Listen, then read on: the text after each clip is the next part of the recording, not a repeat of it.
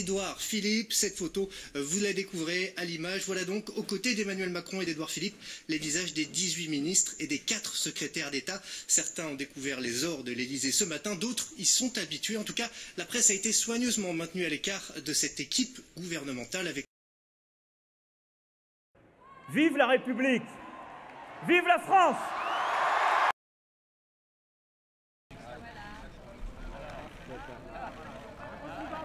Un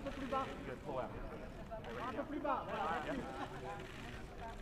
The IOC have grown accustomed to being courted by heads of state, but unlike in the past, this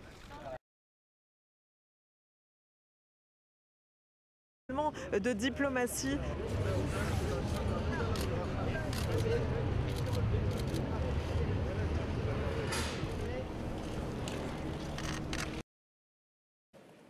Mais peu à peu, ce sont des femmes et des hommes qu'il a su rassembler, faire travailler ensemble, prendre tous les risques. Des communistes, des chrétiens, des francs-maçons, des conservateurs, qu'importe et tout, puisqu'ils avaient le même projet, la France.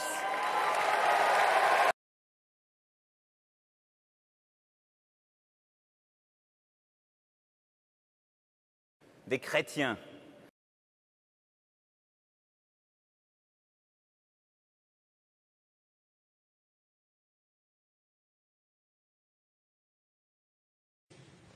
Enfin, je serai ministre chargé des relations avec les cultes.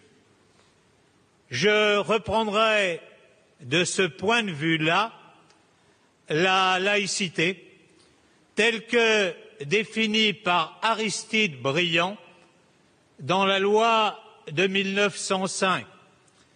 Je vous invite à relire le rapport qu'il faisait devant l'Assemblée nationale, où il disait « Cette loi est une loi de liberté. Liberté de croire ou de ne pas croire, liberté pour celles et ceux qui croient de pratiquer librement leur religion, sous une condition, c'est qu'elles ne viennent pas faire obstacle aux lois de la République. » Vous faites appel à l'ambition spirituelle de la République, au fond une religion nouvelle. Et comment vous allez pouvoir réintroduire cet esprit religieux de la laïcité, bien sûr, laïque, mais cet esprit religieux... Il faut que nous construisions une espèce de religion spécifique à la République qui permette, pas seulement des intellectuels, qui permette de toucher l'ensemble des enfants dans nos villages face au curé. L'instituteur doit être porteur d'un certain nombre de valeurs qui ne sont pas seulement matérielles, mais éthiques, spirituelles, etc. Mais une laïcité qui naît dans les loges, nourrie de toute cette histoire, va d'abord apparaître comme une religion laïque, ce terme est employé, religion contre la religion catholique. Et lorsque les républicains, fondateurs d'ailleurs de la religion laïque, vont prendre le pouvoir à travers l'école, dans le fond, ils vont, à travers les instituteurs, à travers les cours de morale laïque qui a été publié, à travers les programmes scolaires, eh bien, ils vont essayer de constituer non seulement une république matérielle, mais une république spirituelle. Donc il faut que nous inventions, pour établir la République, une spiritualité, voire une religion spécifique. Mais deuxièmement, avec un projet spirituel, c'est-à-dire que la République, pour s'établir, a besoin de former sa propre religion, qu'ils vont appeler d'ailleurs, ça c'est un paradoxe incroyable, en tout cas une surprise, c'est un étonnement pour moi, jeune chercheur, la laïcité.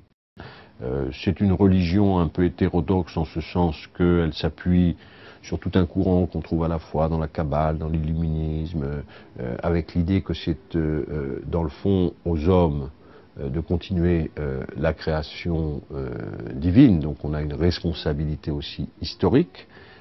Religion démocratique en ce sens que autant l'idée est de l'incarnation à travers Jésus, c'est-à-dire un seul homme, et eux, leur idée, c'est que, dans le fond, le divin, ou je ne sais pas comment dire, doit s'incarner dans tous les hommes, à égalité.